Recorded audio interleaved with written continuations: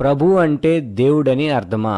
ప్రభు అంటే దేవుడు అని గ్రంథం ఎన్నడూ నిర్వచించలేదు. రాజులను ప్రభు అని పిలిచారు, గొప్పవారిని యజమానులను ప్రభు అని పిలిచారు.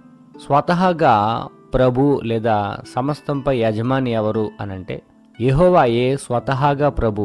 ఈ విషయం మనకి గ్రంథం స్పష్టంగా తెలియజేస్తుంది. ప్రభు అనే పదానికి హెబ్రీలో ప్రభు అనే పదానికి అడోనాయ్ అనే పదం మనకు కనిపిస్తుంది. Adon or Adonai means one possessed of absolute control. సంపూర్ణమైన ఆధిపత్యం, అధికారం కలిగి ఉన్నవారే ప్రభు. సమస్తంపై కుమారునిపై అధికారం కలిగి ఉన్నవారుగా, సమస్తంపై అధికారం కలిగిన వారిగా మనం తండ్రిని గ్రంథం అంతట్లో చూస్తాం.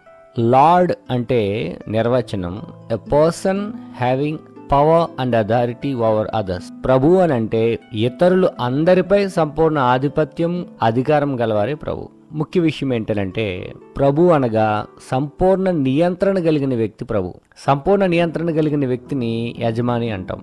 ఆయనకు అందరిపై నియంత్రణ ఉంటుంది, అందరిపై ప్రభుగాను ఉంటారు. యెహోవా అనే దేవుని నామాన్ని వ్యర్థంగా ఉచ్చరించకూడదు అనే ఉద్దేశంతో యెహోవా అనే పదానికి బదులుగా ప్రభు అనే పదము ఉపయోగించడం మనం గ్రంథంలో చూస్తాం.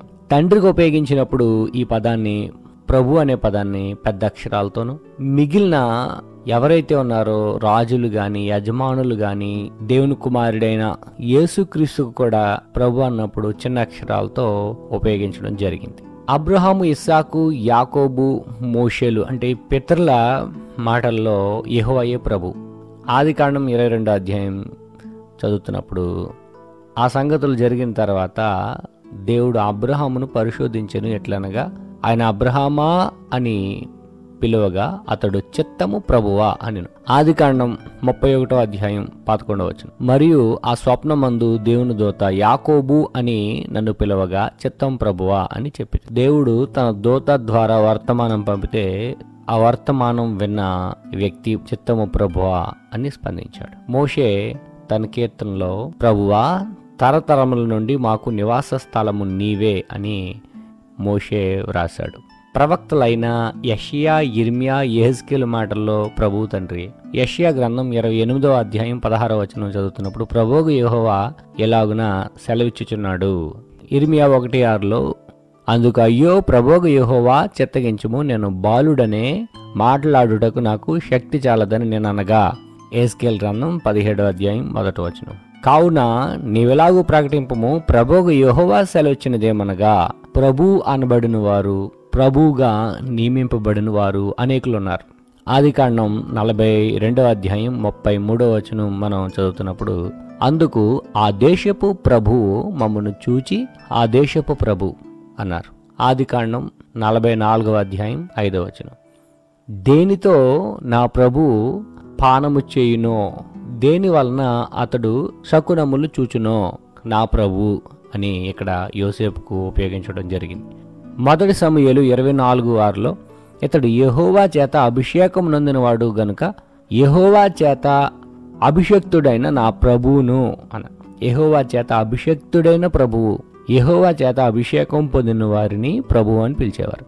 అపోస్తలుల కార్యముల గ్రంథం 2వ అధ్యాయం 36వ వచనం మనం చదువుతున్నప్పుడు మీరు సిలువ వేసిన యేసునే దేవుడు ప్రభువుగాను క్రీస్తుగాను నియమించాడు.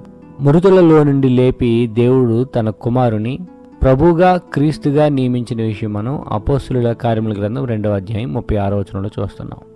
ఎఫెసీ పత్రిక 4వ అధ్యాయం 5వ వచనం చదువుతున్నప్పుడు ప్రభు ఒక్కడే.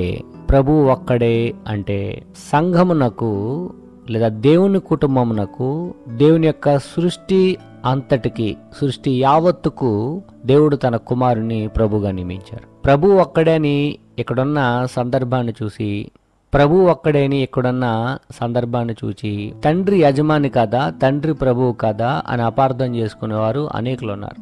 అదే పత్రిక తర్వాత వచనం మనం చదువుతున్నప్పుడు అందరికీ పైగా ఉన్న తండ్రి అని పౌలు స్పష్టం చేశాడు. అంటే అందరికీ పైగా తండ్రి ఉన్నారు.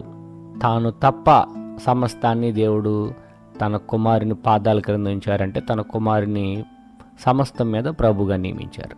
కొరింథీయులకు రాసిన మొదటి పత్రిక 11వ అధ్యాయం 3వ వచనం చూస్తే క్రీస్తునకు శిరస్సు తండ్రి అనే విషయం మనం చూస్తాం. క్రీస్తుకు శిరస్సు దేవుడు అనే విషయాన్ని. కొరింథీయులకు రాసిన మొదటి పత్రిక 8వ అధ్యాయం 6వ వచనం మనం చదువుతున్నప్పుడు, ఆకాశమందైనను భూమి మీదనైనను దేవతలు అనబడినవి ఉన్నను మనకు ఒక్కడే దేవుడున్నాడు, ఆయన తండ్రి. ఆయన నుండి సమస్తమును కలిగను, ఆయన నిమిత్తం మనమున్నాము, మరియు మనకు ప్రభు ఒక్కడే. దేవుడు వేటినైతే సృజించారో సమస్తం ఎవరి వలనైతే కలిగినవో వాటన్నిటిపైన దేవుడు తన కుమారుని ప్రభువుగా నియమించారు. ఈ విషయాన్ని మనకు అపోస్తలుల కార్యముల గ్రంథం 2వ అధ్యాయం 36వ వచనంలో, మీరు సిలువ వేసిన యేసునే దేవుడు ప్రభుగాను క్రీస్తుగాను నియమించెను అని పేతురు తన ప్రసంగంలో తెలియజేస్తున్నాడు. కాబట్టి ప్రస్తుతం సమస్తం పైన నియమింపబడిన ప్రభు ఒక్కడే, ఆయన యేసుక్రీస్తు. ఈ విషయాన్ని ప్రకటన గ్రంథంలో భూపతులకు అధిపతి అని, ఆయన శిరస్సు అని, ప్రభు ఒక్కడే అంటే వేరొక ప్రభువుని మీరు నియమించుకోవద్దు, దేవుడు తన కుమారుని ప్రభువుగా నియమించారని దేవుడు స్పష్టంగా తెలియజేశారు. యేసుక్రీస్తు వారిని గూర్చి ప్రవచనాలలో రాజుగా ప్రభువుగా పరిచయం చేసినప్పటికీ దేవుడు పెంతుకొస్తు పండుగ దినమున పట్టాభిషేకం గావించి ఆనాటి నుండి యేసుక్రీస్తు వారిని ప్రభువుగా నియమించారు. రక్షణ పొందాలనుకునే ప్రతి ఒక్కరూ కూడా తన కుమారుని ప్రభువుగా హృదయంలో ప్రతిష్ఠించుకొని తద్వారా ఆయన ఏలుబడికి, ఆయన అధికారానికి, తన కుమారుని ఏలుబడికి, తన కుమారుని అధికారానికి అంగీకరించిన వారే ఆ ప్రభు పరిపాలనలో దొరికే నిత్యత్వాన్ని, దేవునితో సహవాసాన్ని పొందాలని దేవుడు కోరుకుంటున్నారు. గ్రంథ సారాంశం అంతట్లో ప్రభు అనే పదానికి, ఆ నిర్వచనానికి సరిపోయే వ్యక్తి ఎవరు అని అంటే తండ్రి అని ఆది కాండం నుండి ప్రకటన గ్రంథం వరకు మనకు కనిపిస్తుంది. అయితే తన కుమారుని దేవుడు మృతుల్లోండి లేపిన తర్వాత పరలోకానికి తన కుడిపార్శ్వమునికి హెచ్చించుకొని సమస్తము పైని ఆయనను సూర్యుడున్నంత వరకు, చంద్రుడున్నంత వరకు దేవుడు ప్రభువుగా నియమించి, ఈ విషయాన్నే ప్రభువు ఒక్కడే అని క్రొత్త నిబంధనలో చెప్పడం